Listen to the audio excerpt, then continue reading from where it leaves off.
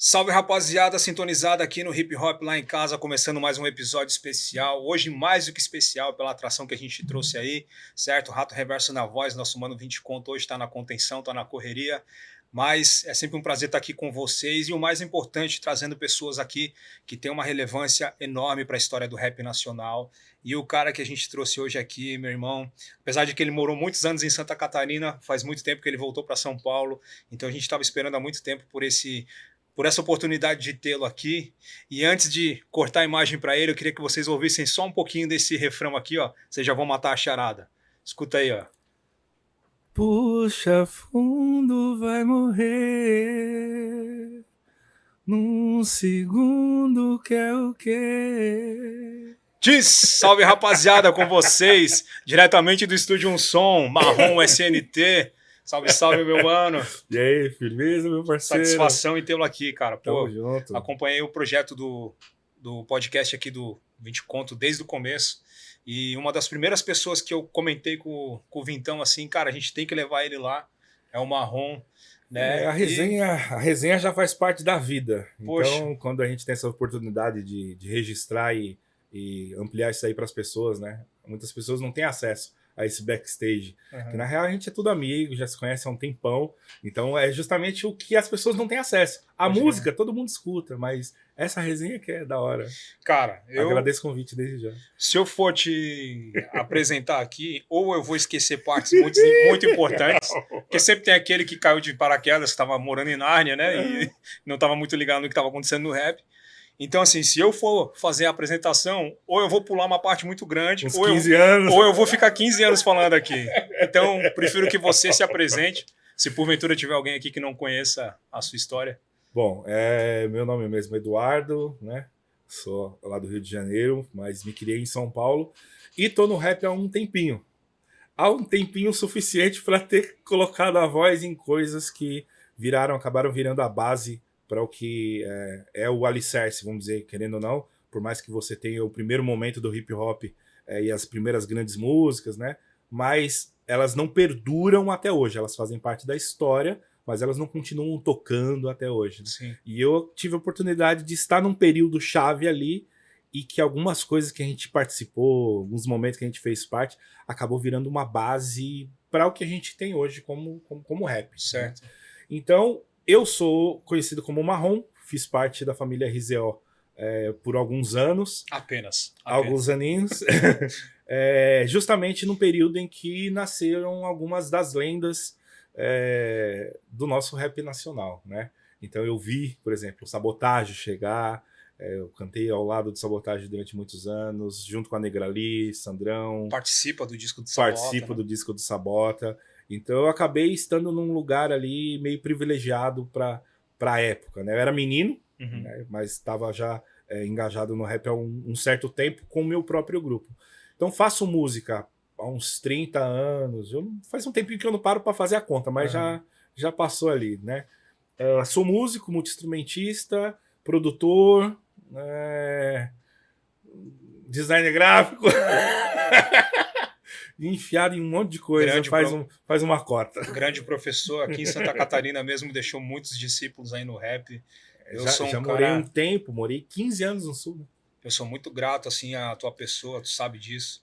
Mesmo no meio das minhas loucuras bipolares, foram muitas e muitas aventuras, mas nossa, como eu aprendi com esse mano aqui, rapaziada. O cara é professor mesmo. Vocês, com certeza. Mas assim, antes da gente chegar no teu trabalho solo, que apesar de que tu começou solo, né? Sim. A gente conhece um pouco da história, né?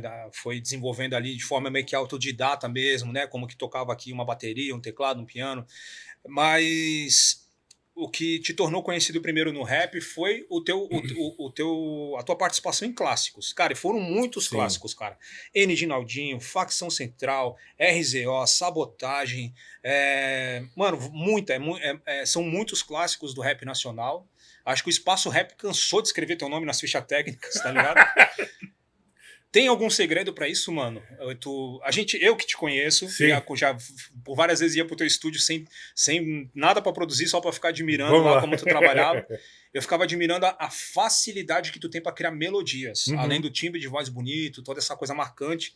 mas a facilidade para criar melodias. Eu vi várias delas sendo criadas na hora. Sim, Né? sim. Sou suspeitíssimo para falar. Mas o que tu acha ali que é o segredo, mano? Porque é muito clássico numa voz só, mano. Eu acredito assim, ó, tem uma escolha que eu fiz há muitos anos, que é o que me trouxe pro rap, que foi, mesmo sendo músico, eu resolvi permanecer. Qual era a grande questão? O rap sempre teve muitos poetas, os caras de canetada pesadíssima, mas poucos músicos até um primeiro momento. Hoje em dia, se você for ver, qualquer moleque que faz rap hoje, canta. Sim. Eles precisam, eles já perceberam isso ao longo dos últimos anos naquilo que eles estão ouvindo. Eles estão escutando música, o cara tá com autotune, mas ele também canta, faz vocal fora. O funk trouxe muito isso, de gogó e microfone. Mas naquela época, vou te dizer ali para 96, 97, nesses primeiros momentos ali em que eu comecei a colocar voz em algumas coisas que se tornaram clássicos, você não tinha tantos músicos inseridos no rap. Sim. Então, eu tinha aquela vivência de igreja, né? No caso que comecei a aprender a cantar e tocar com 9, 10 anos na igreja. E quando eu resolvo ir pro rap, eu já tinha uma pequena bagagem como músico, porque eu toco desde os 9. Então, quando eu tô ali, meus 14, 15, começando a fazer som, não era pelas mesmas referências que o mano de quebradinha, pá, que tava fazendo rap, não era pelos mesmos motivos. Eu tava fazendo rap por conta da black music. Eu ouvia algumas paradas que o gospel produziu. Sim. Banda Rara, Kadosh. E eram uns caras... Kadosh era da Renascer. Da Renascer, que era só grooveria. Os caras eram do soul, era do black. Então, quando eu comecei a querer fazer rap também, era por essa vivência de black. E quando eu comecei a me relacionar com a música, sempre foi com o canto, mas o canto em que sentido? Eu dissecava, mano, coral religioso na última instância que você imagina. Então eu ouvia Black Smith, Lady Mambazo. Lady Smith, Black Mambazo. Os caras que fizeram aquela trilha do Rei Leão. Pode crer. Ouvia Negro Spirituals, por conta das referências que eu tinha próximo a mim. Tipo, eu era molecão, aí tinha um pastor meio doidão lá que curtia uns black gringo, e aí ele apresentava umas coisas pra gente. Então eu ouvia muito. Ele foi tua primeira fonte, assim. Desde muito novo. Tive contato com o pessoal de missões, então era um pessoal meio viajado, e eu tive a oportunidade de pegar umas fitas na mão. Então tinha uma fitinha que um missionário que tinha ficado não sei quanto tempo na África e pum. Pode crer. Então eu ficava ouvindo aquilo e eu já tinha a mentalidade de ser... A mentalidade de músico, na real, né? De ser meio matemático. Eu não ouvia porque eu admirava e achava legal. Eu ouvia com a pergunta, como é que eles fizeram isso? Pode crer. Prestando atenção, queria desmontar aquilo. Eu era manual, eu ficava brincando de desmontar coisa em casa. Então essa coisa meio arquiteta doida é o que me fez, na verdade, ter uma percepção para pensar a música dissecada, né? Como é que ela é feita, que voz é cada coisa. Então, para mim, é o que me colocou com condição de entregar um pouco além do que se entregava a nível de vocal naquela época. É claro que passa um certo tempo, você tem mais referências. E eu já tinha algumas dentro do próprio rap. Você já tinha um Lakers, você já tinha um Brian do Filosofia de Rua, Sim. Você já tinha um Lino Cris ali, mesmo que ainda com os metralhas, mas o negão já tava lá fazendo som. Eu lembro de quando eu comprei o disco do Filosofia de Rua em 96, eu acho que é da Rua mesmo o nome do disco. O que eu reparava era muita melodia, muita coisa cantada, dos caras. Mas tu começou falando das tuas primeiras referências, que eram mais ligadas à música gospel, pelas tuas raízes ali, que a Dona Neuza, né? Um salve, Dona Neuza, um beijão pra senhora. Mas e o rap? Porque, tipo assim, a maioria dos caras, quando vai num podcast apresentar, falar da sua história, que nem você falou, a música você conhece, mas a história, às vezes, a pessoa não conhece. Uma coisa que eu percebo em comum assistindo podcast, alguns que eu já apresentei aqui com o 20 Conto, sempre tem uma semelhança em como que a rapaziada, principalmente da nossa geração, que nós temos a mesma idade, se identificou com o rap. Normalmente foi ouvindo Racionais, Naldinho, algum cara que veio com uma mensagem forte que impactou, e o que o cara falou, nossa, abriu os olhos para a realidade, eu preciso ser mais um nessa guerra, tá ligado? Sim. Então, assim, da música pro rap, não tirando o rap, não desconsiderando o rap música, mas da música pro rap, como é que foi o teu impacto, assim, tipo, é isso aí que eu quero fazer. O que me trouxe foram as vivências. Eu digo que eu comecei a fazer rap sem cantar rap. Por quê? Porque eu estava com 14 anos enfiado em Boca, fazendo obra social com a minha família, minha mãe era, né, metida com missões, então eu estava tendo experiências e vivências que eu não sabia descrever ainda. Pode crer. Aí eu vim, né, de Santo André, eu sou do Rio, mas me criei em São Paulo, e o lado de Santo André que eu morava era muito na divisa, literalmente na divisa de São Paulo com Santo André, que é outro município.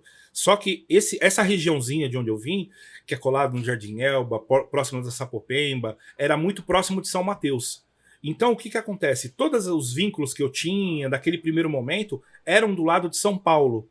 E o que existia em São Paulo naquele período ali para 96, ali ecoando, traduzindo as vivências, era consciência humana. Consciência humana, né? Então, eu estava ali nos becos fazendo as atividades, levando café da manhã para os moleques que estavam saindo da carburagem da noite ali, e aí meio que voltando para a lucidez, a gente chegava bem naquele momento ali, para levar café da manhã, e o pessoal evangelizava, enfim.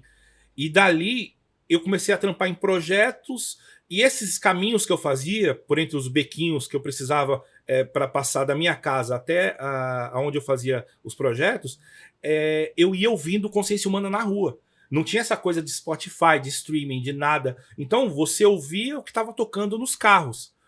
Mas a gente tá falando da época do primeiro disco ainda. É. Pague pelos seus Tá próprios na erros. hora. Enxergue seus próprios erros, não. Como é que é? Enxergue seus próprios erros, uma coisa Eu assim, acho né? que é esse. Desculpa aí, Fábio. É o Tá na hora, É. mano. Meu primeiro contato com a produção do DJ Rafa Pode crer. foi tudo ali. Então eu tava aqui ouvindo, tá na hora, tá na hora. Aí virava a esquina de parar para pensar.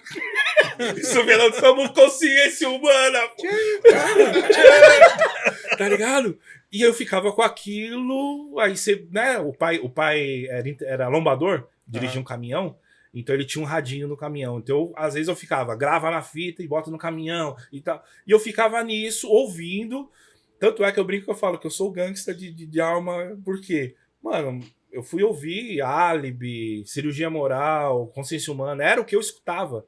Porque tava traduzindo diretamente as vivências que eu tava tendo naquele período. Pode crer. Entendeu? E eu via acontecer aqui, aí eu vi o Consciência Humana falando, é isso. Eu ainda não sabia, não tava um molecão. Eu tava vendo o cara ser baleado na frente do barzinho lá que eu ficava jogando Mortal Kombat.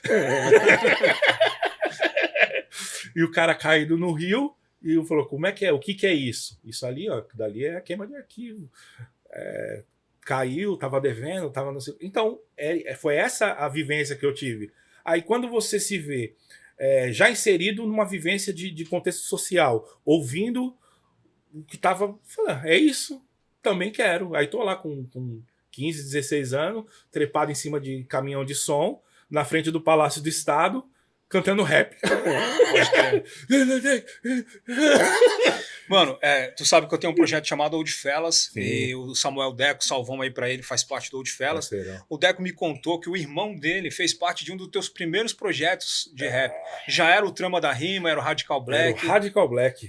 Esse foi o teu primeiro grupo. Foi o primeiro grupo. Conta pra nós aí, então, como é que foi a tua inserida no rap como MC, já como cantor, né? Sim. Então, quando eu era criança pequenininha lá em Barbacena... Essa só quem tem referência vai entender. Eu participei de uns negocinhos de escola, que tinha muito disso antigamente. Sim, né, gincana, concurso. E aí a gente ganhou. Aí eu tinha um parceirinho, que é meu melhor amigo até hoje. Ele tinha um grupo de rap. E tinha um parceiro dele, que era o Black, que já escrevia, que não sei o quê. E o Black tinha acabado de sair, ele tinha saído fora, então ficou só esse meu parceiro, meu amigo, com as músicas e umas paradas lá. Então a gente tá lá estudando à noite, né, mesma sala e tal, e eu já gostava de música. Só que qual que era a minha vivência é aquilo que eu falei, eu tava começando a entender o mundo ao meu redor. E ele virou e falou, bora cantar? Era algum trabalho de escola, alguma coisa assim, e ali a gente juntou e falou, vamos. Só que esse vamos... eu tinha um pouquinho de bagagem por conta da questão da música. Sim. Meio que ganhou uma notoriedade, assim, dentro daquilo que a gente fazia. Porque tinha um pouquinho de vivência, pela carga de vida que eu já tinha naquela época, e ele também. A questão da qualidade, porque eu já cantava, então já tinha um pouquinho dessa habilidade, e eu tinha um pouquinho de conhecimento de música. Uhum. Então, quando se alinha isso daí, novo, cheio de vontade, com gás pra caramba, aí canta no festival, pega segundo lugar e já vai pro outro festival, aí conseguimos ganhar umas horas de estúdio. Então, quando a gente se viu... Tua primeira experiência em estúdio foi com o Radical Black? Foi com o Radical Black. Pode crer. Que já era o nome do grupo desse meu parceiro. Uhum. Eu entrei, eu fundei o Radical Black. Só que aí, quando eu entrei no grupo, aí você começa a mexer em letra, escrever mais alguma coisinha, e vai pra galeria, compra um vinil, e faz uma música nova. Começou a mudar um pouco a cara que o grupo tinha. E aí foi daí pra frente que eu mudei pra Trama da Rima. Mas essa primeira formação, esse primeiro momento, o irmão do Deco cantava com a gente no grupo, que era eu, a minha irmã, ele e esse meu amigo Douglas, que cantava também ali. Pô, né? da hora. Mas foi a primeira formação. Só que quando a gente tinha... como a gente tinha alguns amigos de conexão, o Radical Black já tinha um pouquinho de história e alguns links. Então meio que a gente já estava inserido com alguns outros grupos, Utilizados do Gueto, mais um grupo ali, outro grupo ali. E um pouco tempo depois, acabou que juntou uma coisa com a outra e virou a Trama da Rima. Pode crer. Entende? O Trama da Rima eu conheci nos meus primeiros contatos com a internet, no escritório onde meu irmão trabalhava como estagiário. A gente teve acesso, acho que era o Bocada Forte, né? Sim. Foi um dos primeiros sites de rap nacional. E aí tinha sempre algumas músicas lá para baixar. Eu lembro que tinha umas 2 ou 3 do Trama da Rima.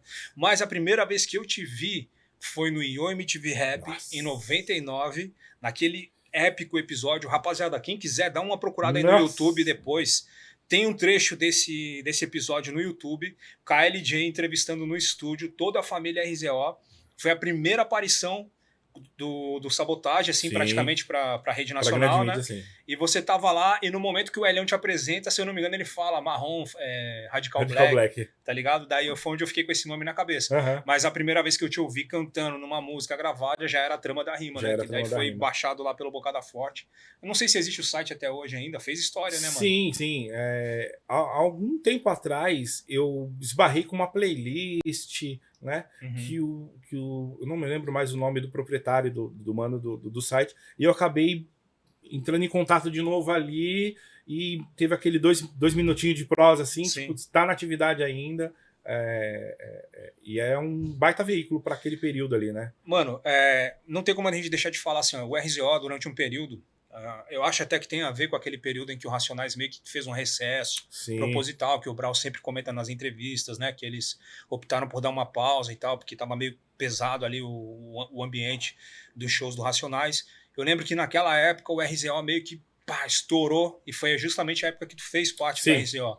Como que foi, fala, cara, pra nós, como que foi fazer parte do maior grupo de rap no momento que estava sendo o maior grupo de rap do Brasil? Considerado pelos próprios caras do Racionais, lançado pelo Racionais. Eu digo que assim, eu já estava fazendo música há alguns anos por conta do grupo e os corres que a gente tinha, os envolvimentos que a gente tinha, colocava a gente em conexão e evento pra caramba, era de cantar 2, 3 vezes com o Radical Black por fim de semana, né?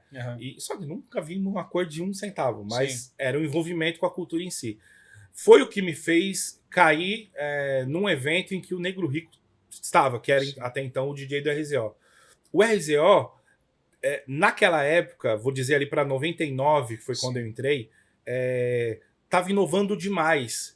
Por quê? Porque eles estavam pegando muita referência realmente gringa, né? De patamar, assim, desde performance, desde performance de DJ, performance de palco. Então estava tudo num nível muito à frente do que a época estava vendo. A gente ainda estava bebendo das mesmas fontes, e o RZO, através do Elião, já estava bebendo de outras fontes há um tempo. Então, quando o RZO fez o Todos São Humanos, criou-se uma necessidade, vou dizer assim, de banca, que eles precisavam suprir, porque já não cabia mais na figura dos dois a pressão que precisava ter para o tamanho que o RZO já tinha, mas que até então ainda era um projeto. Apontava para um caminho, mas ainda não era. Aí é onde acontece a laje, que não era nem a laje ainda, né? Era o porão, Era né? o porãozinho, embaixo da escada, na casa do Elhão. Salve pro Elhão aí se chegar nele. Quando eu cheguei, né, embaixo da escada, depois desse contato com o Negro Rico, ele me viu cantando com a participação de um grupo lá que eu participei na época e me arrastou para esse ensaio. Quando eu chego nessa garagem ali, era Elhão, o rico, altão, inclinado assim embaixo da escada, porque a cabeça batia no. Eu lembro de uma reportagem que saiu num algum programa da TV Cultura que mostrou, cara, vocês ali ensaiando. Tem uma foto desse rolê aí que o Alexandre de Maio fez, um mano que fez a Rap Brasil, Rap Brasil. E, pô, ele e o Rodrigo. E tem essa foto, né, que tá nós 4 e um posterzinho do Bob Marley. Tá o Elhão, o Sandrão, a Negrali e eu. Com uma cara de novinho, com 3 fiapos de bigode. Magrinho! Magrinho! E rola essa foto ali e eu falo, meu, é o louco daquela época. Você não tinha internet, você não tinha registro. Então, quando hoje começa a aparecer esses vídeos, essas coisas são pérolas garimpadas. O RZO foi um celeiro que, assim, pode falar, porque além de você, Negrali, DBS também teve muita, impulsionamento ali através um impulsionamento orgânico, né? A gente está falando de uma época antes do advento aí da internet. O próprio Sabotagem, né, mano? A gente maior esporte. Máximo respeito à história do Sabotagem, mas não fosse o RZO, acho que, né, não teria chegado. Ele já tinha tido tentativas, né? Você vê em todos os documentários as histórias que se conta hoje das vivências do Sabotagem, o grande marco de virada para ele foi realmente esse rolê com a RZO. Uma das maiores tristezas. Eu tenho 2 grandes frustrações, eu acho que eu já compartilhei em algum podcast que eu participei. Uma delas foi um evento que eu participei em Brasília, era um concurso de bandas, eu recém começando ainda no rap, eu fui participar, minha banda ficou em último lugar, mas teve várias atrações do rap nacional, foi a primeira vez que eu vi Apocalipse 16, teve MV Bill, GOG, enfim, e o Verbo Pesado ia tocar e eles estavam indo na mesma van que a Dinadi, que é o Visão de Rua, e a van deles parece que furou o pneu ou quebrou no meio do caminho e elas não chegaram. Teria sido foi a única oportunidade. Infelizmente eu perdi, eu nunca assisti a Dinadi ao vivo. E a outra frustração que eu tenho, cara, foi a primeira vez que eu fui na galeria, foi em 2001.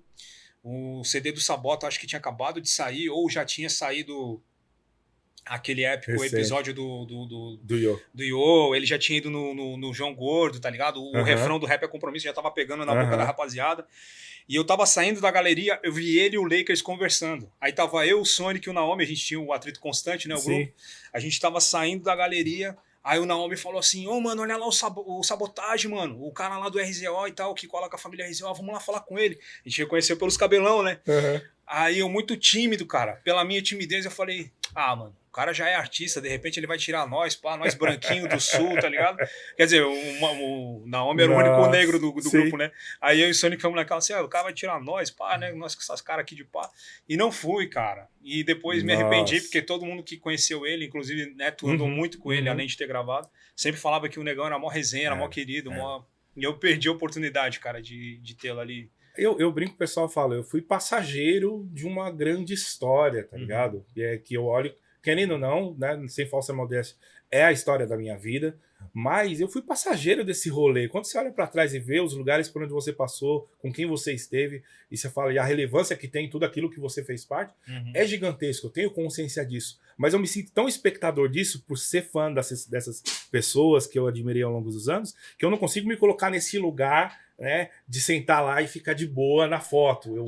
Eu saio para olhar para falar, mano, que louco. Não, desses ensaios aí que vocês faziam, eu já vi fotos que tá DBS, Negrali, Marrom, Sandrão, todo mundo ali da... E aí eu te digo, quando eu vou parar nesse rolê, nessa arquibancada do Yo, quando o KLJ estava apresentando, o Cia já estava nesse rolê, mas ainda não era DJ. Ele é primo do Rico, né? Então ele só tava lá, né, por conta da questão da carreira dele como DJ. Já era campeão, bicampeão, se eu não me engano, né, do campeonato de DJ. Então eu tô sentado nessa arquibancada, mas você só tá vivendo, você tá sem noção do que aquilo ali vai virar, né? E aí quando você olha agora, você fala, meu Deus do céu. Tanto a Negra ali, que é quem tá sentada do meu lado no vídeo, né? Eu com um blusãozinho vermelho da Fubu. Isso, lembra da Fubu? Pode crer, verdade.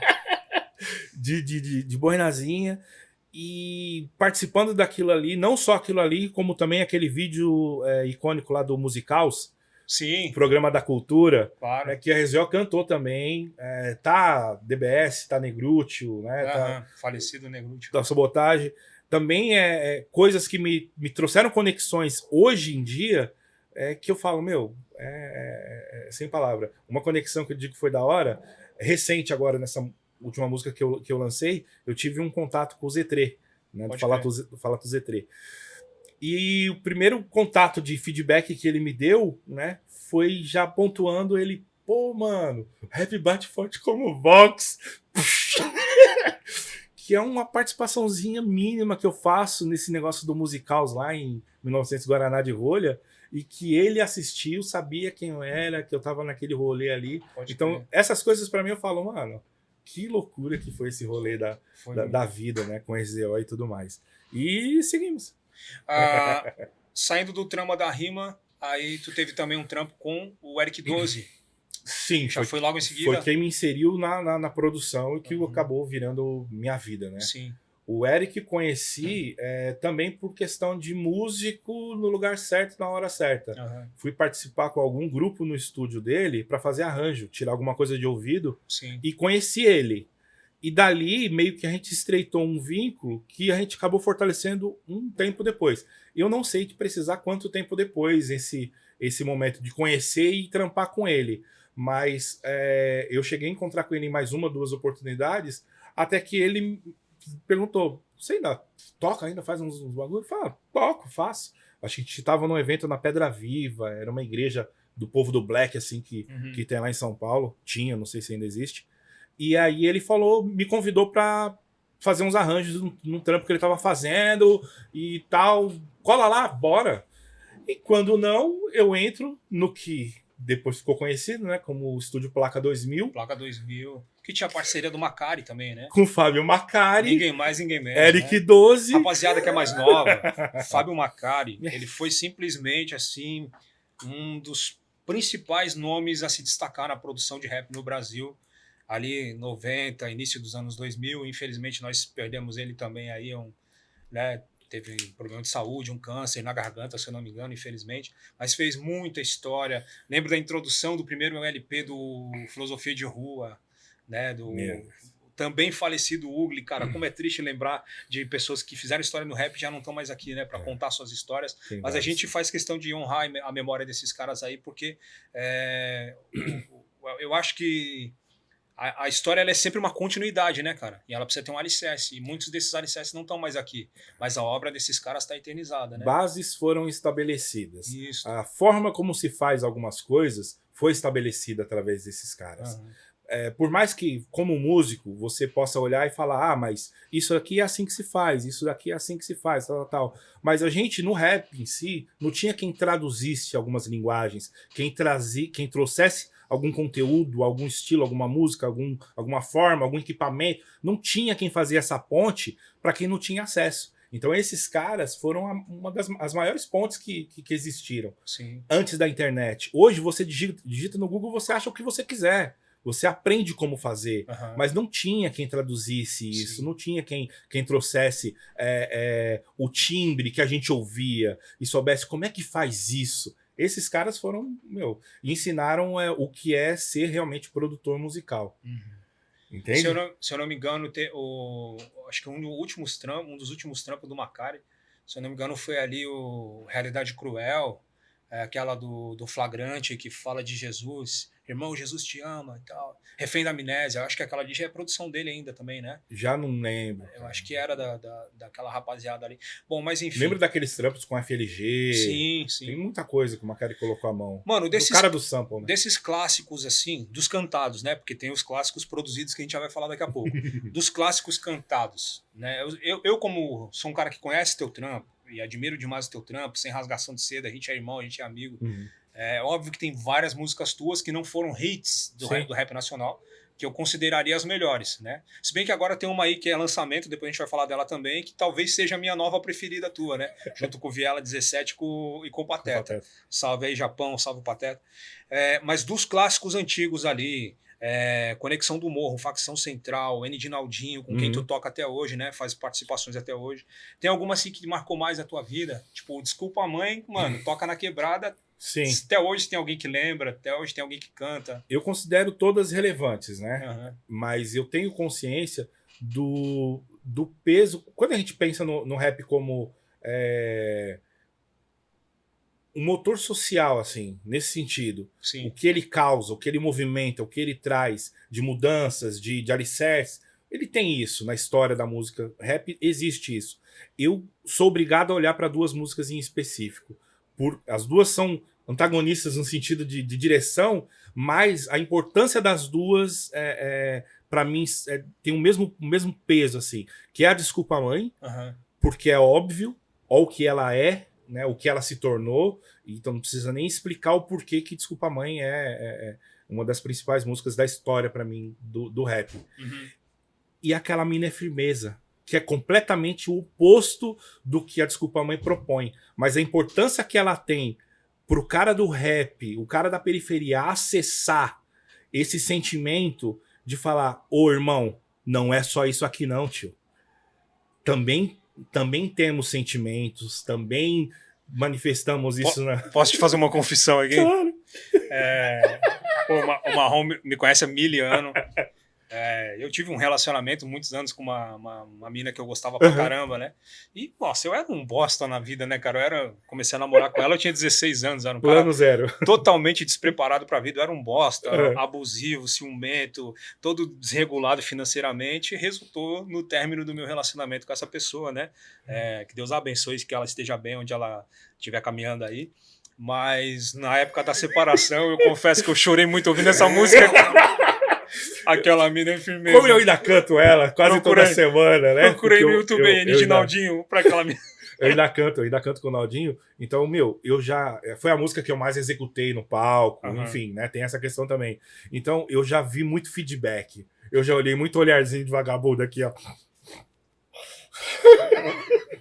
Deixando o backzinho de lado. Meu Deus, que eu já tive de nego chorar por causa dessa música. Então, justamente isso. Essa coisa daquela época do Racionais, Durão, todo mundo, pá, fechadão, cara sério, é o rap, irmão, pá. O Naldinho martelava isso daí, todo mundo ficava até ressabiado com ele, que né, queria rotular o bagulho de lagartixa. Mas por quê? Porque ele tava falando, ô rapa, não é só isso não, irmão. Tem mais. Tem mais vivências, mano. E a grande vivência do rap, do cara de periferia, não é lidar com as questões sociais e é a parceira, irmão. O cara não é todo mundo do porque ele sozinho, ele não vai. Engatilha a arma e já vai pra rua. Vamos pensar, o vagabundo tá lá, na vivência 509E no sistema, então.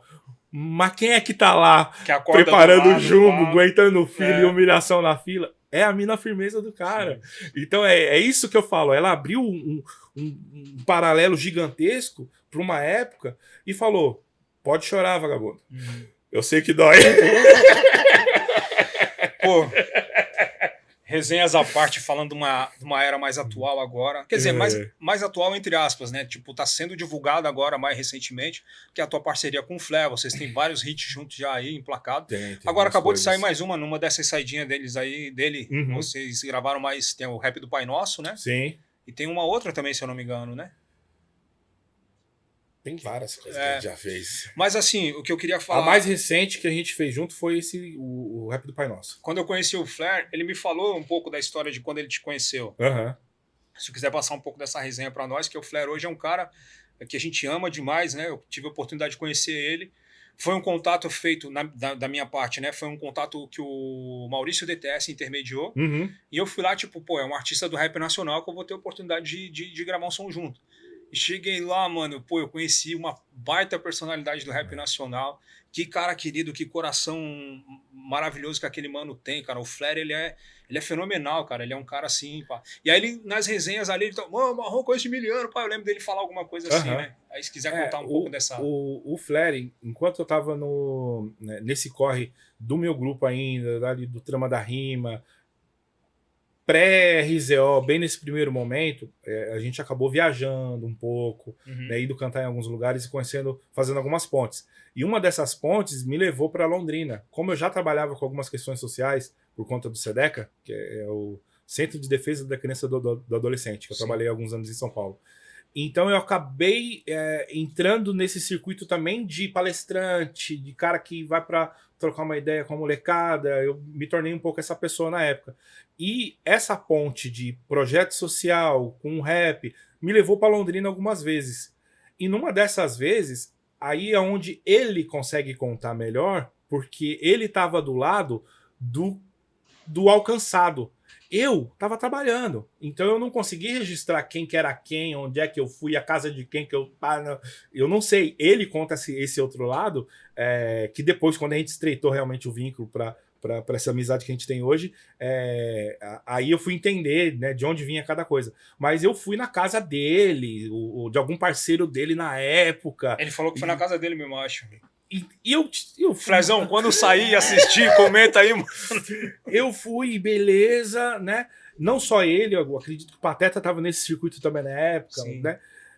E eu tive essa vivência com eles lá, mas pelo corre do rap. Então, pra mim, tamo aí, rapaziada. Colei na casa dos irmãos, é nós, vamos aí, papapá. Só que pra mim, eu era o cara que veio de fora, chegou, trabalhou, fez o que precisava fazer, estreitou os caminhos e voltou. A gente não tinha WhatsApp, não tinha me adiciona lá e vamos trocar ideia. Então o contato era esse. Você foi, trabalhou, fez, impactou e foi embora. Pode crer. A gente não tinha como ter link de novo, né? Vai trocar e-mail.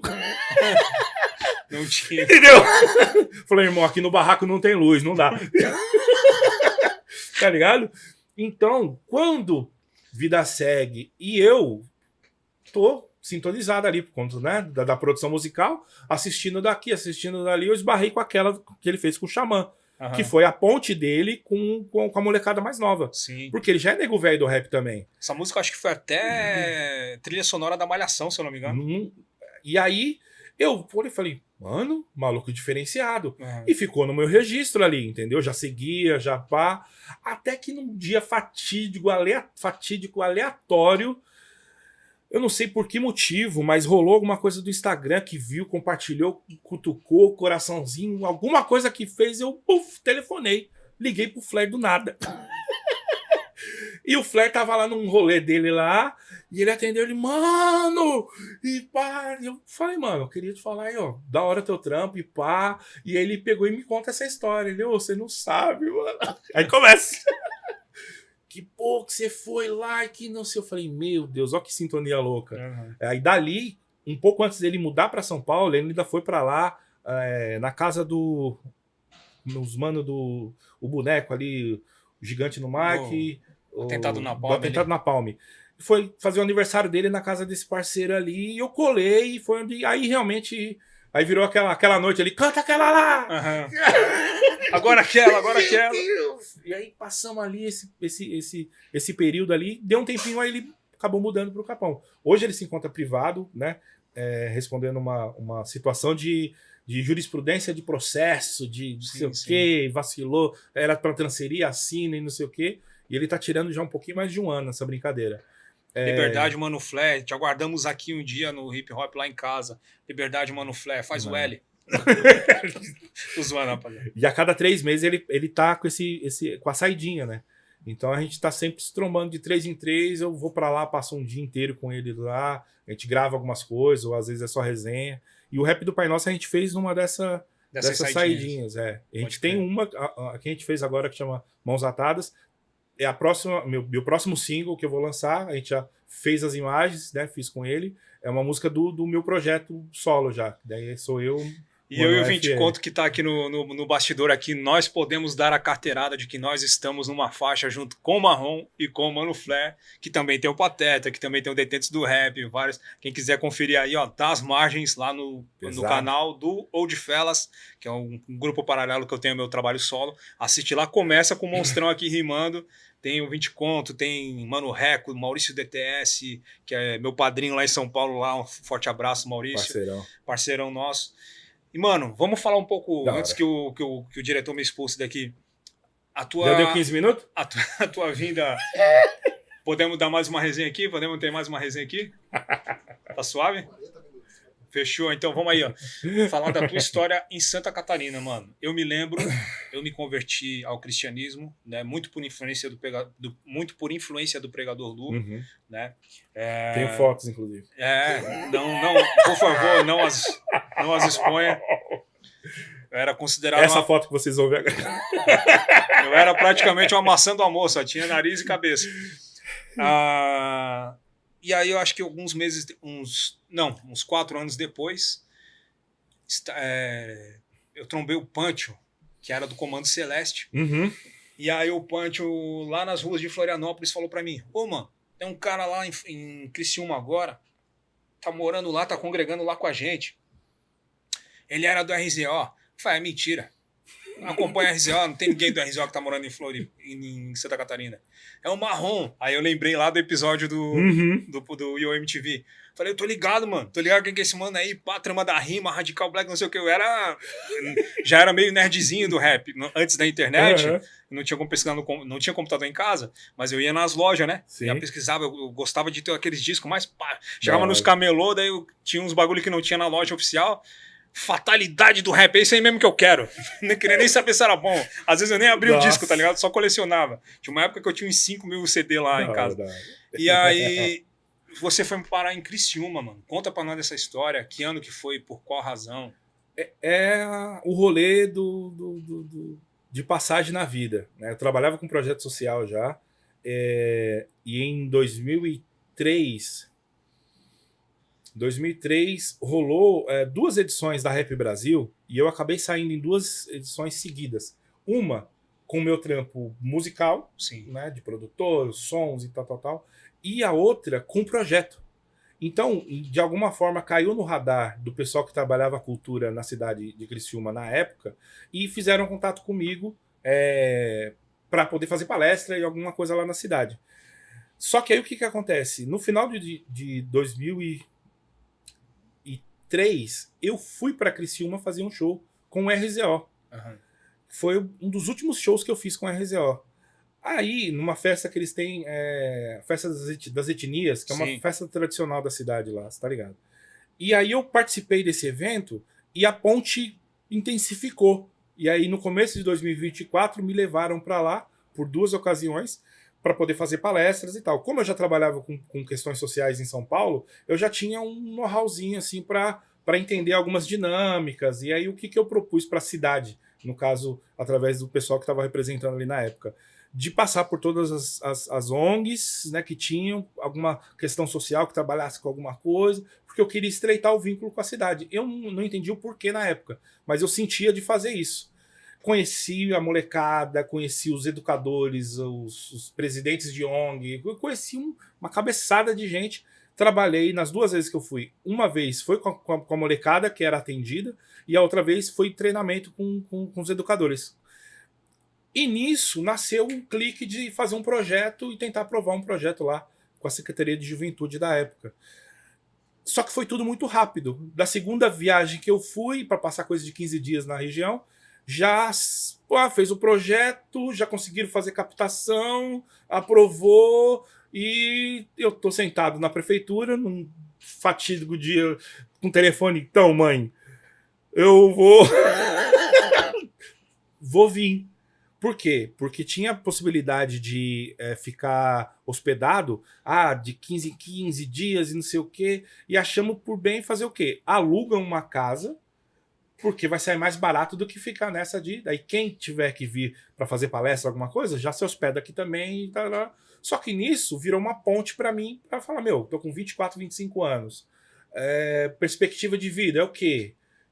Tô novo, não tenho filhos. Falei, não, vou vir e vamos que vamos. Só que era para ser um projeto de 6 meses. Era isso. Com 2 meses, já não tinha mais nada do que era para ser. Com 2 meses eu já tinha ido para um apartamento meu, no sentido de alugado um outro espaço e tal. Praticamente me desvinculei do projeto. Aquele né? que era em cima do Queires? E fui morar lá no apartamento. Onde a gente gravou o som com o Lu.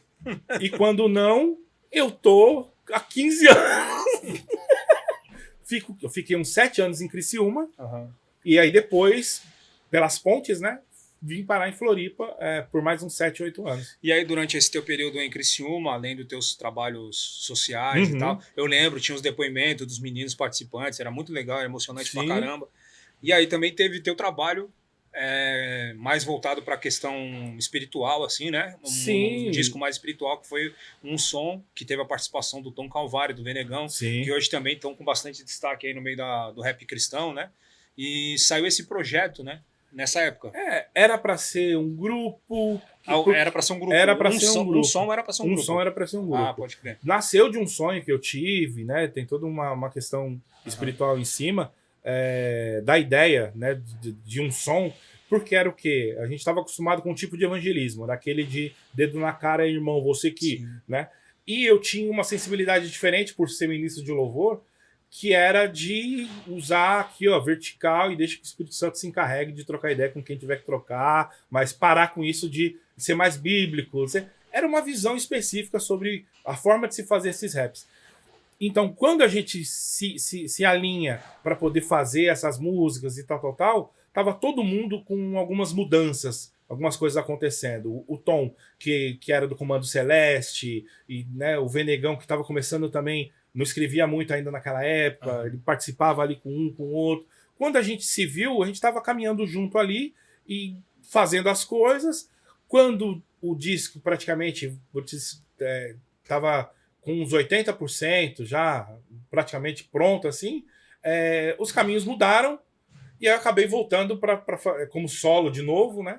E um som acabou ficando como um selo, uma coisa que... Uma marca registrada. Uma marca que era minha, beleza, Sim. porque era uma visão que eu tinha tido, mas que não ia agir como grupo mais.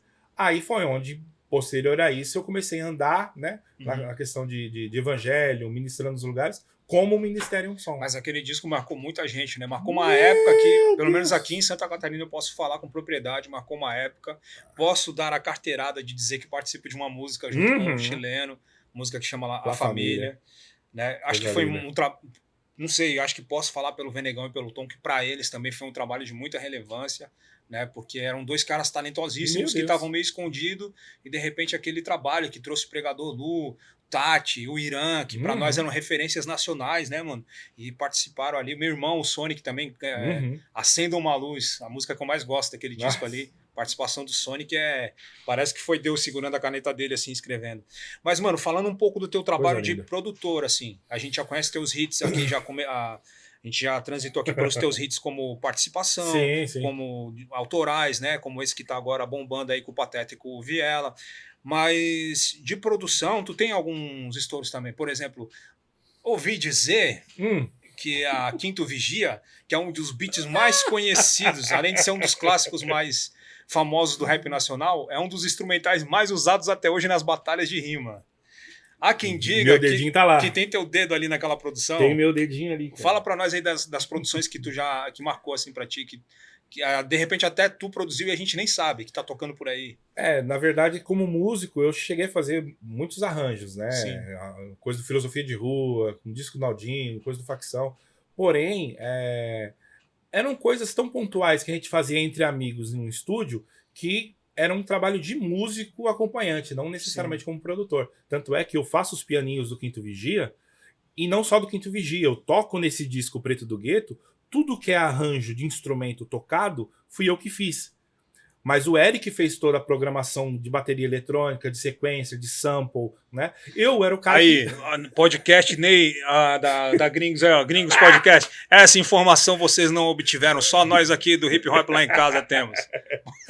Então eu fiz os arranjos desse disco, mas como músico acompanhante. Quem era realmente os produtores ali era o Eric e o Macari e o próprio Naldinho. Pode crer. Que praticamente, te digo assim, ele levou a concepção de 90% do que ele queria. Tem muita identidade dele, desculpa aí, digital. Inclusive o vocal, porque o Naldinho canta também. Sim. No show você já deve ter visto, hoje em dia tem muito vídeo. Já vi vídeos rolando por aí. Ele fecha o olhinho dele aqui, ó. Deus, olhar. Eu já vi vídeo dele dirigindo o Ômega que ele tem lá bonitão, cantando. Manja de música pra caramba, ele dá um baile qualquer um, tá ligado? Tem vários aí, tem vários, né? Recentemente o Negro Rude, né? Nossa pérola lá de Floripa, começou a soltar a goela. Eu digo, olha, rapaz, temos uma estrela entre nós. Então eu já coloquei a mão como músico acompanhante em muita coisa, né? Tem um violãozinho na Desculpa Mãe que eu toco. Tem uma música no disco mais louco do Pregador, do Tati, o Pregador. Eu vejo na prisão. Não, do tempo. Eu vejo o mundo em 4 tempos diferentes. Isso mesmo. Presente. A memória aqui não... O futuro a Deus pertence. Isso. Eu toco ali também, faço violãozinho dessa música. Tem muita coisa que eu produzi, e aí vem a minha contribuição, que eu falo que é o maior orgulho que eu tenho. Enquanto muitos grupos, né, tiveram períodos, né, o grupo parou, aí daqui a pouco a RZO voltou. Eu nunca parei. Só que eu saí dos holofotes, que seria o São Paulo, né, saí do holofote de São Paulo para fazer uma coisa que me trouxe uma experiência de vida, acho que é a maior experiência de vida que eu tenho. Eu consegui tocar a vida de tanta gente, resolvendo projetos, começando e terminando o disco, entregando aquilo que o cara tava lá. Com exceção do meu, que eu não permiti. Eu briguei sozinho e falei... Eu me lembro, quando eu montei o estúdio ali em Floripa, existia uma conta assim de 2, 3 discos ali. O Rael tinha coisa lançada, né? Mas num período de 2, 3 anos olhando assim para trás, FV Coerente, o Armazém tinha alguma coisa e não tinha mais nada. Do período dos 2, 3 anos que eu fiquei com o estúdio perto do Shopping Itaguaçu ali, o principal que eu montei em Floripa, da minha mão foram praticamente 30 discos. E eu sei que mudou o fomento da cidade completamente por conta desse impulsionamento ali. Com certeza. Independente das qualidades, do melhor, do que não foi, do que esse aqui tocou mais que o outro e tal. Mas você ia para qualquer evento em Floripa e das 2 até as 6, o evento, né? Você ia ouvir cada 20 minutos algum instrumental de alguma música que eu produzi. Dessa safra aí tem Tem 2 discos que são meus favoritos. Favela Convoca, Negro Rude e original. Como é que é o nome do disco do Caymmi? Originalidade, Humildade e Proceder. Originalidade, Humildade e Proceder. O Caymmi inventava uns nomes que não... Mano, esse disco, ele é bom demais. É aquele disco que você coloca na introdução e deixa tocar. Não precisa pular nenhuma faixa. Eu vou te dizer que assim, pra mim, esse disco do Negro Rude que eu produzi e o disco do Culto Racional. O disco do Culto Racional, que daí foi feito ainda em Criciúma, né? Mano... Mas desse período, né? Eu vou falar agora, já passou um tempo. Hoje o Cortez, apesar dele não estar 100% dedicado à música, tá morando nos Estados Unidos, se tornou um baita do MC, participou do Old Fellas, inclusive. O Felipe se tornou um grande músico também. Mas eu vi o Culto Racional começar e só quem tinha talento era a Miriam. Fala aqui. Achou ruim, vem na reta. Marçal, vem na reta. Pode vir. Só quem tinha talento ali era Cacique, Deus o livre. O Marçal catando as letras. O Carlinhos tropeçava na língua. O Paulista só cantava 2 rimas. O bagulho era zoado, mano. Quando eles caíram... Não tô puxando o saco, mano. Não tô rasgando cedo. Quando eles passaram pelo Estúdio Um Som e vieram com o material pronto, que eu acho que foi o Eric que masterizou, né?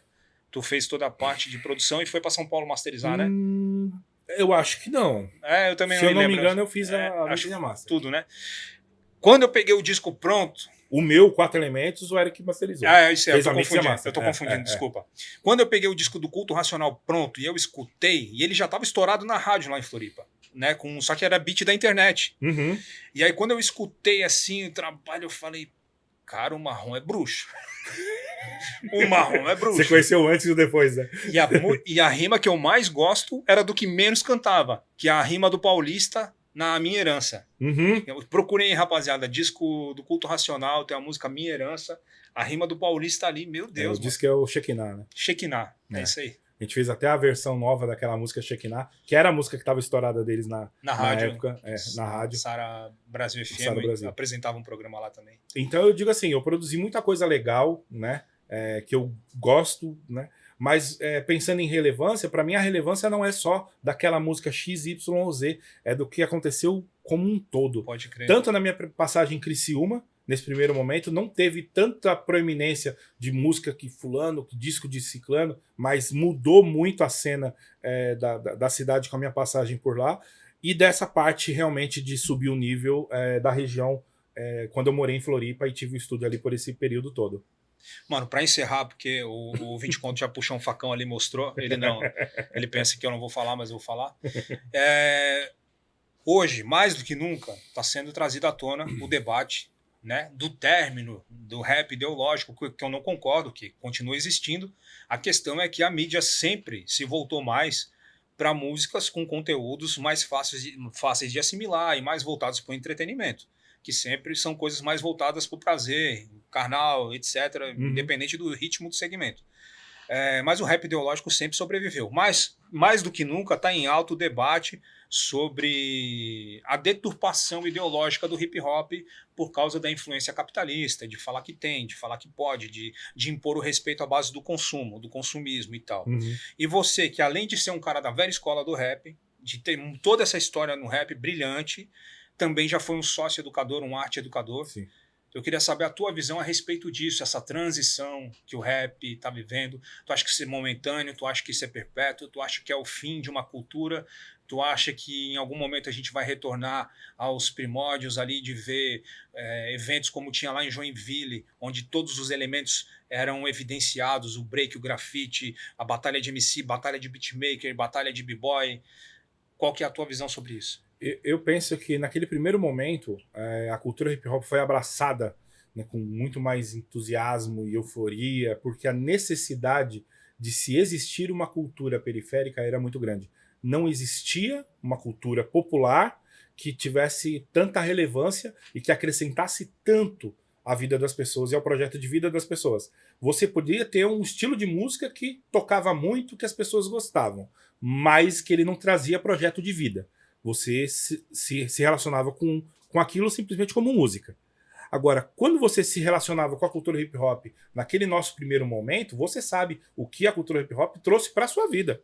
Tanto é que a gente vem conversando no carro, você falou, mano, não curto tanto quando usam a expressão, né, de utilizar o rap como ferramenta para um fim, porque o rap para mim não é meio, o rap para mim é minha vida. Sim. Então, para as pessoas que precisavam, né, ter norte e tal, a cultura hip hop entrou, o rap teve essa função e assumiu esse papel. A partir do momento em que você tem essa primeira alfabetização social, né, de termos e vivências e tal, é necessário que você dê o próximo passo. Para qualquer carreira, para qualquer projeto de vida, para qualquer ciclo, você precisa nascer, crescer, se desenvolver para atingir uma maturidade, enfim, e cumprir o seu papel, né, de vida. O hip hop, ele fez isso até certo ponto, bem alinhado com a necessidade da comunidade, tal. Só que chegou um momento em que se estacionou algumas coisas, né? E não se desenvolveu. Então você vai ter um salto. Aí eu vou dizer, o funk entrou no meio do caminho, as vivências mudaram, a internet, os acessos, né? O que se popularizou, né, na mídia, o que entrou como direcionamento político, né, que a sociedade em si começou a pulverizar para que isso predominasse nas comunidades, enfim, a gourmetização da comunidade. Sim. Tem tudo isso aí no meio do caminho. O rap se tornou o irmão mais velho chatão. O irmão da orelhada. O irmão da orelhada. Então o que acontece? Nem o próprio rap sustenta a orelhada nele mesmo por muito tempo. Por quê? Porque você não vai pro teu churrasco ouvindo facção e revolução. Cheio de livro embaixo do braço. Não vai, irmão. Você também quer se divertir, você também quer. Então o rap, ele se tornou... Se bem que eu e 20 Conto lá no show do Tanclan a gente conheceu... Não, eu falo do churrasco dos outros. No meu vai tocar... A gente conheceu um mano... Vou ouvir Racionais, vou ouvir... Nós tava saindo do show do Tanclan, garrou um mano na cola do 20 Conto aqui, ó. É que é o seguinte, mano, pá, esse boné vermelho aí, o cara tem que ser de gangue pra usar. O Eduardo do Facção me conhece, eu já li 350 mil livros. Meu Deus. Ó, mano. Aí você vê essas discrepâncias nos discursos, nos estilos de música. Então se tornou cansativo, tá ligado? Isso eu tô falando assim, ó, é um adendo muito dentro do que realmente é o todo. Então te dizer que acho que em algum momento vai se tornar tão relevante quanto foi, que vai voltar, não vai voltar, não tem como voltar. Ou se, aquilo que eu falei do discurso do Jay-Z, ou aparece gênio, ou aparece, sabe, chefe, gênio, mestre, sabe, um Black Healing da vida. Nossa. Você vê a lírica do cara, você fala, mano, ele não tá dentro de bolha alguma, ele tá em qualquer lugar que ele quiser. Sim. Porque ele tá num lugar de conhecimento, de canetada ali que ele entra e sai de onde ele... Então... Ele é um cara que canta com Sabota e canta com a Anitta. Tá ligado? Ou a gente se torna esses caras, ou quem faz música se torna relevante o suficiente para conseguir ditar moda, ditar tendência, se tornar relevante, assim como, por exemplo, você que viveu antes das batalhas, sabe também como foi o período em que começou a se popularizar essa questão de batalhas. Eu nunca batalhei, eu sou de antes disso tudo. Ganhei várias, e a única que perdi foi roubada. Mas você viu o movimento nascer ao redor daqueles caras da Santa Cruz, aquilo ali, e os caras fizeram existir um novo momento a partir dali. Então hoje, quando você vai ver, a batalha, essas paradas de batalha, é gigantesco. É um bagulho que fomento cultural, isso daí entrou em política pública já. Exercitando os moleques, fazendo os moleques entrar psico já dentro do rap, né? Cheio de conteúdo. Entende? E tipo assim... Vou te falar que, não interrompendo, mas só se tu me permitir dar uma resposta para minha própria pergunta, uma das minhas poucas esperanças para resiliência do hip hop como cultura são as batalhas. Porque eu vejo que a batalha, ainda que seja de sangue, de ofensa, de crítica, ela está exigindo cada vez mais dos MCs. Conhecimento, se aprofundar e buscar... Livro não é qualquer um. A gente sabe que livro não é qualquer um que vai comer, engolir. A rapaziada estuda por obrigação ainda. Porque o pai obriga, porque a mãe obriga, ou porque ganhou uma bolsa e não quer perder. Mas o conhecimento, o cara... A questão da sagacidade. Se o cara chegar hoje só pra falar do teu nariz, da tua orelha, o cara vai perder fácil, tá ligado? Porque ele já vai vir com muita referência que vai te... Entendeu? Mano, pra gente se despedir mesmo, cara, assim, ó, é um assunto chato, mas aqui é o hip hop lá em casa. Se não for falar daqui, não vai ser falado em lugar nenhum, tá ligado? Os outros lugares, os caras podem isso daí. Pra dar o checkmate que o diretor ali já puxou o facão de novo. O vídeo. Ah, tá, tem que chamar o vídeo. Nós vamos encerrar com o vídeo aqui da música do Marrom, mas pra gente se despedir, sendo nós, pessoas que, desculpa aí, diretor, que professamos a fé em Cristo, sabemos que o cristianismo não tem nada a ver com essa papagaiada preconceituosa que está instaurada aí na bancada evangélica, nos movimentos aí que estão ali. Eu não estou nem falando de adeptos de político, eleitores de político X, Y, eu não estou nem falando disso. Quem você vota lá na urna eletrônica é problema seu, é seu direito, parará. Mas eu estou dizendo ao fato de que a igreja, né, que acaba rotulando todo mundo que se declara cristão, que é o meu caso, é o seu caso, acreditamos na existência de Jesus. E aí a gente começa a ver um movimento, cara, que se confunde por falta de conhecimento, as pessoas vão perecendo e entrando numas... E muitas vezes a gente vê pessoas de forte influência na sociedade, políticos, músicos, artistas e tal, que abraçam essa ideologia, mano. E, pô, recentemente, ontem mesmo, eu tava vendo o Xamã sofrendo ataques homofóbicos porque ele fez um trabalho artístico lá, com uma vestimenta lá fora do padrão, que é uma coisa mais inserida no universo da moda. O cara que é um baita artista, um baita MC, tem uma baita história de vida, um cara talentosíssimo, tá ligado? Contribui demais pra cultura hip hop, já sofrendo esses ataques por conta desses fanatismos, dessas pautas fanáticas que se levantaram a partir de notícias falsas, a partir de má interpretação de posicionamentos políticos e etc, tá ligado? Então, eu queria assim, eu cansei, mano, eu tenho preguiça de ficar hoje falando para as pessoas, sou cristão, mas peraí, deixa eu explicar que eu não sou o cristão que faz esse tipo de papel, que apoia, concorda com a bancada lá, né, e Silas Malafaia, entendeu? Eu não sou esse cristão aí. Eu tenho preguiça, mas tu consegue dar um resumo da essência que nos levou a professar a fé que nós professamos e deixar claro com as tuas sábias palavras que a gente não tem nada a ver com isso, meu irmão. Por favor, cara. É muito complicado chegar para uma pessoa e falar assim, ó, rapaz, eu sou cristão, eu não sou bolsonarista. Nada contra quem votou no Bolsonaro, mas, tá ligado? Tipo, tá difícil distinguir as coisas. Eu penso assim, eu começo falando o quê? Não há consenso nem no que precede a política. Não há consenso nem sobre a fé cristã. porque você tem as duas maiores divergências teológicas há décadas, séculos, sei lá quanto tempo tem de calvinismo e arminianismo. Você já não tem consenso nem sobre isso. Uhum. Você não tem consenso nas denominações, porque você já entende o fenômeno da igreja em toda a sua existência, né, como processos de divisão e reajuste. Então, existem as igrejas matrizes ali, como é que fala? As primordiais, não? As históricas. As históricas, e depois vai ter os fenômenos, né? Os comunidadismos e tal. Se não existe consenso em nada disso, porque essa daqui doutrina é isso, essa é aquilo, aquela é aquilo.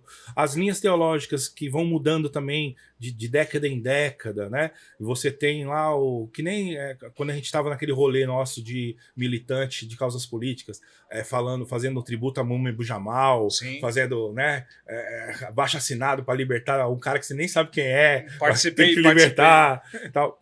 Você tava lá bebendo de umas fontes de coisa de anarquia, né, de punk, e nem os caras tinham consenso entre eles, porque se você tava andando com o cadarço branco era uma coisa, se você tava andando com o cadarço preto era outra, você podia morrer na rua por causa daquilo ali, e que não sei o quê. Então, vamos fazendo aquela extrapolação para esse macro, para essa visão macro. Tem um vídeo do Cortella que eu acho maravilhoso, que tem 10 anos já, que ele começa a explicar e dimensionar a vida enquanto espécies, enquanto amplitude, grandeza, e vai fazendo um processo de diminuição até chegar no homem. O que é o homem perante o todo de espécies, de tamanho, de tal. Então, só o homem, dentre a própria espécie, a existência dele é um nada. Né? De 8 bilhões de seres humanos sobre a face da Terra hoje, o que é você? Aí ele brinca, né, da giratória do banco. O que é você travado na porta da giratória, achando que você não sabe quem eu sou e não sei o quê? Quando você joga tudo isso nesse bolo, né, você percebe, para mim, o grande mal de qualquer sistema, seja político, seja religioso, seja feudal, familiar, qualquer sistema. Se chama altivez. Pode crer. Você achar que a sua vivência, que o seu conhecimento, que a sua história, que o seu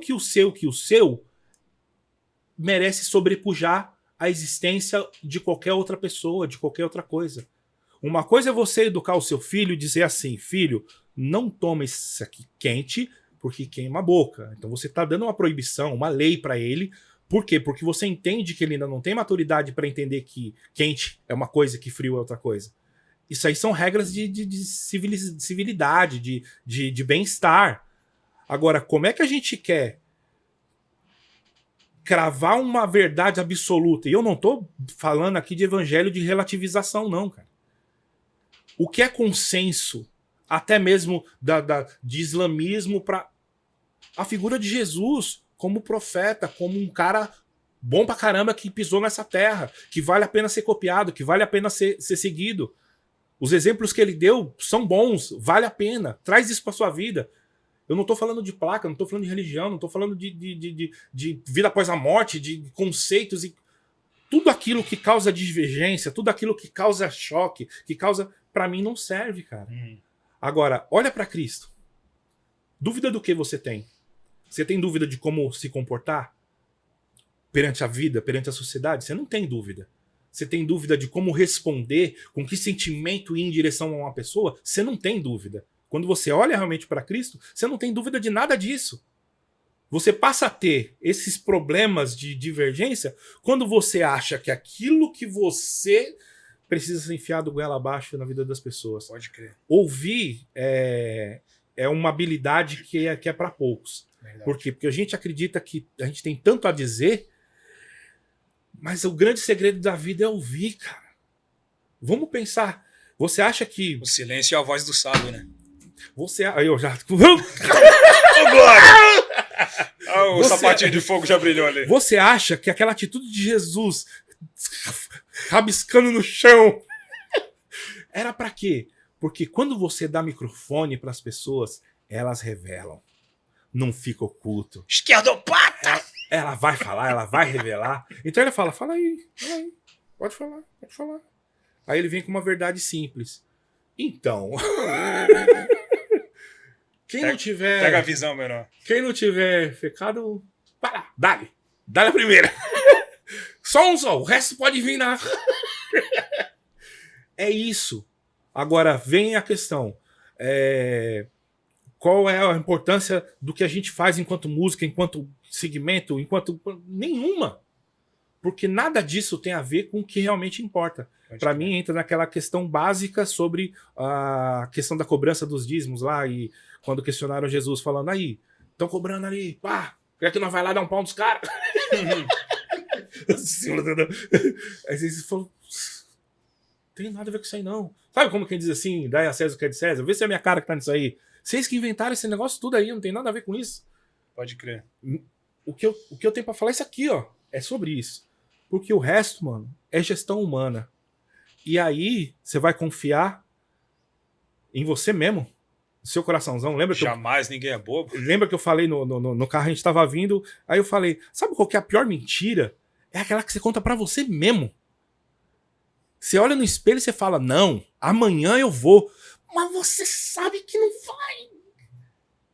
Aí eu falei, se o cara não consegue contar nem pra ele mesmo, ele vai confiar de dar uma direção e cravar uma verdade absoluta que vai condenar ou absolver, segundo ele, uma vida de... Mano, abraça quem puder, doa pra quem puder, aonde der, atrai, junta e joga pra cima, dignidade humana, vida, vamos. Por quê? Porque passou disso aí, filho, ninguém tem certeza de nada, irmão. E não é nem questão de podemos tudo. Hoje, eu falo que eu ouvi... Aí eu falo, uma verdade absoluta pra minha vida que eu ouvi hoje. Videozinho de shorts, de coisa. Uma live de... Eu te falei lá do... Eu não sei nem quem que era mais. Do Nicodemos com outro doidão, mais um doidão. O Fernandinho tava no meio do bolo. E aí ele falando sobre salvação, hipergraça, não sei o quê. E aí ele... falando sobre o primeiro momento da salvação, né? Vamos falar de 3 níveis ali entre a salvação enquanto salvo do pecado, porque agora o pecado não condena mais, porque ele foi vencido, acabou. Sim.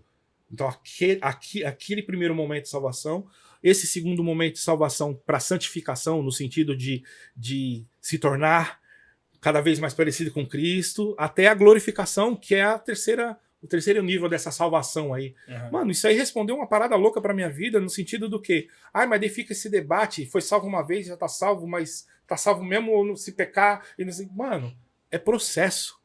O que Cristo fez foi para nos permitir uma condição que a gente não tinha mais. O pecado tirou essa condição. Dizem que quem escreveu o hino do Flamengo foi Calvino, né? uma vez salvo até morrer. Desculpa aí, rapaziada. E aí, fez essa primeira obra para que a gente pudesse ter acesso de novo. Aí você tem agora esse período. O período do quê? De santificação, mano. De se tornar melhor e cada vez mais parecido com Cristo, até o momento em que isso daqui já não vai mais importar. Que é o quê? A carne foi vencida. Ela não precisa mais dela, não existe mais. Glorificado. E aí isso me deu uma perspectiva de caminho de novo que eu já tinha perdido de vista há algum tempo, no sentido de... Falei, vou ter que abrir a boca para entrar nesses debates, cara. Eu não tenho mais paciência para isso. Ah, preguiça, né? Não tenho, irmão. Querer provar ponto de vista porque você teve uma experiência catártica tua. Foi tu, irmão. É você que tava lá para morrer e que teve essa vivência. E isso daí não é lei para todo mundo, não, cara. Sim. Cada um tem uma história triste para contar também. Eu não sabia uma parada a seu respeito hoje, que a gente conversou no carro, que eu falei. Eu fiquei em choque. Falei, mano do céu. Quase abriu a porta do carro andando. Quase pulei. Eu ia falar, diminui só um pouquinho. Depois eu vou perguntar, então. Não pode. É coisa mesmo. Mas assim... Arquivos confidenciais. A gente se conhece há tantos anos e isso é uma coisa que é tão definidora da sua vida, da tua história, e eu ainda não tinha tido acesso a ela. Eu não conseguia falar. Não, mas olha só que doideira. Então, a gente caminha com as pessoas... Numa época, inclusive, em que essa história poderia ser... por mais macabra que seja, poderia ser um impulso para minha carreira, tá ligado? Eu tive que aturar de muito cara assim, quem que é esse? Ah, cara que nunca tinha chegado perto do que eu cheguei, Então eu me falo, tirar pra... eu não vivo contigo, não vivo a tua vida, como é que eu posso querer me sentir no direito de julgar a tua vida? Sendo que a gente tem 500 palavras e orientações sobre isso. Eu falo um pessoal, quando eu trabalhava ainda no projeto, que eu tinha uma dificuldade de trabalhar com perfil de adolescente. Eu conseguia lidar com um moleque que brigou, sacou a arma e deu 5 tiros na cara do cara. No outro dia eu tava fazendo oficina com o moleque. Mas o moleque que entrava por tortura, eu tinha dificuldade de trampar com os caras. Eu falava, mano, mas por que eu tenho isso? Eu conversava com a equipe técnica, com o psicólogo e tal. Por quê? Por quê? Porque o impulso, você consegue entender a atitude impulsiva, explosiva e tal. Mas aquela que você toma de forma consciente é uma decisão que você faz porque você quer, existe um prazer naquilo, de sofrimento, de tal. E eu ficava com essa brisa com a tortura, e eu falava, talvez seja esse o ponto. Eu consigo lidar com o que é bobeira, impulsividade das pessoas e tal, tal, tal. Mas quando você percebe que existe uma maldade na pessoa ali de realmente provocar aquilo e não sei o quê, e eu falo, é aí que tá o meu calcanharzinho de Aquiles. Então, nem assim eu deixei de ter uma das maiores experiências dentro dessa área de projeto social com um moleque torturador, homicida e que tal, e que eu tinha dificuldade de lidar com ele porque ele era muito frio, era tenso lidar com ele, e aí Bate de frente com uns assim também nas capelanias da vida. Trabalhei com ele e, né, e eu falo assim, moleque é psicopata, não tem jeito ali não. E aí por fim saí, né, já não morava mais na cidade e voltei alguns meses, né? E ele ainda estava no circuito ainda poderia chegar até 3 anos, né? Ele era menor ainda. Então eu encontrei com ele quase um ano depois, dentro do sistema ainda, numa visita que eu fiz ao centro em que eu coordenava, em que eu coordenei um tempo. E aí falou, tem alguém daquela? Não, o fulano saiu, não sei quem. Ah, quem tá aqui ainda é o fulano. Aí eu, sério? Ela, tá lá. Eu falei, e como é que tá, né? Não, outra pessoa, e não sei o quê. E eu falei, não é. Como é que vai ser? Não tem como ser esse menino. E aí fui ter uma prosa ali, né? Bota a cara na grade, e aí, rapaziada, firmeza, e bababá, e tal. E vem ele, o moleque tá transformado. E aí ele contando que foi aquele período que a gente fazia as atividades com música, que não sei o quê. Ele é um moleque que tomou a liderança da unidade no sentido de respeito, vamos orar agora aqui na hora da refeição. Ele virou essa pessoa. Virou disciplina na parada. E eu falo, não conseguia visualizar isso. E aí a equipe técnica que ainda estava na casa pegou e falou. A gente foi vendo a mudança dele gradualmente no decorrer do tempo, assim, depois daquele período que você trabalhava aqui ainda e tal, ele mudou. Parece que teve um clique ali. E eu quero acreditar que foi justamente o período em que a gente estava trabalhando com eles ainda, não julgando e oportunizando, por mais que a gente entenda que a família que foi lesada, vai ter uma perda irreparável, a vítima que foi ceifada é irreparável, é irrevogável. Eu tenho plena consciência disso. Sim. Só que o meu trabalho ali não era trabalhar com a família, era trabalhar com eles que estavam ali. E aí entra uma coisa que tu fala numa música tua sobre a diferença da justiça do homem para a justiça de Deus. A justiça do homem, e eu me coloco nisso porque eu tenho 2 filhos. Se entrar um cara lá, pular o muro da minha casa, tentar fazer um mal para minha família, eu vou querer resolver da forma mais primitiva possível, né? Igual o nosso amigo aqui, o diretor que tá querendo fazer comigo, passar o facão, eu vou tentar resolver dessa forma também.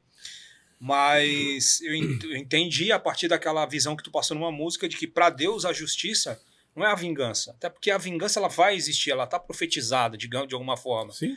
Mas a justiça para Deus seria que aquele cara se convertesse, se transformasse numa pessoa consciente do mal que ela fez, a ponto de sentir a dor de quem ela prejudicou. Isso é justiça. É o cara sentir a dor de quem ele fez mal, né? A gente imagina que o chorar com os que choram é só para quem é bonzinho e não tem culpa. Uhum. Mas e se o chorar com os que choram seja justamente num arrependimento tão sincero daquele cara que estava preso há 19 anos e que saiu e que falou, ferrei com a minha vida, olha o que eu fiz. E aí não tem mais ninguém para chorar com ele. Isso, crer. entende? É isso que eu falo que é o louco pra mim do evangelho. E a gente tá falando do que aqui? De alguma placa, de alguma... Não Tem nada a é, ver, mano. É de Cristo. Exatamente. Ele vale a pena? Vale, sempre vai valer. Glória a Deus por essa ideia. Ó, E aleluia. aulas e aulas e aulas e aulas. Queria agradecer, irmão, a oportunidade de trocar essas ideias, de eternizar isso. Querendo ou não, a gente sabe que a internet vai fazer isso, vai se repartir, se dividir. Olha, salvem esse programa, porque tá para acontecer uma tempestade solar, que estão dizendo que vai sair tudo do ar aí. Faz Então, o download aí, copia. Brigadão mais uma vez, mano. Eu só tenho a agradecer as oportunidades que Deus vai conceder nessa nossa jornada. Obrigado pela tua presença, mano. Antes da gente encerrar, quero agradecer também. Hoje, em especial, quero agradecer lá a Duck Shop, que fica ali na meia praia, em Itapema. Hoje a gente está aqui portando os kits, mas quero agradecer também quem sempre me fortaleceu, que é a ABC Bonés, que você que curte boné, aba reta, aba curva, todos os times, cores, modelos, vai lá no Instagram, @ABCCaps Bonés, chama o Leandro lá no privado, diz que você foi indicado aqui pelo podcast Hip Hop lá em casa, ele sempre nos fortalece com uns capzinhos da hora aí também. Quero agradecer ao principal patrocinador desse programa, que Fábrica Mágica de Salgados. Fábrica Mágica de Salgados. Agora nós estamos em novo endereço. Esse endereço está passando na tela aí para o pessoal assistir em casa, ô Cauã? Ah, né? Aí, ó. Diretor. Temos mais uma... Diretor Cauã. Temos mais um endereço agora aí, certo? Aqui no tabuleiro, para quem estiver passando por aí, quiser fazer a sua encomenda, né? Tem aniversário aí do filho, da filha, festa na empresa, na escola, faz aquela encomenda que é o salgado fabricado aqui mesmo, com muito amor, carinho, dedicação, todos os cuidados e, enfim, o bom, hein? melhor salgado aqui de Camboriú, certo? Rapaziada, vou deixar aquele salvão e a gente vai se despedir ouvindo o último lançamento, é o último, né? Foi o último lançamento aí do Marrom, em participação aí com o Pateta e com o nosso mestre aí, Japão, do Viela 17. Condição para jogar? Condição para jogar. É isso aí, tá brigadão, meu irmão. Te amo, meu mestre, tamo junto. Forte abraço, rapaziada. Até o próximo episódio. Marrom Segue SNT. lá, Marrom SNT. Bora.